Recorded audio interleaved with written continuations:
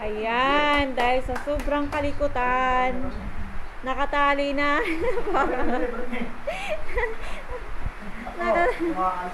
Nakatali na.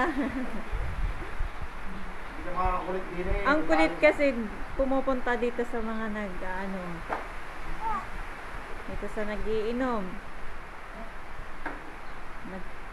Pag lumaki ka na, tali mo na sabay awang. Hindi naman dati eh. Kulit mo eh. Ang ginagawa kasi, ningangat-ngat yung kahoy dyan. Ay, yung lamisa, pinakalamisa nila dyan. Kaya, ayan, nakatali na para kang aso, be. Oh. Tubig po yan, tubig. Hindi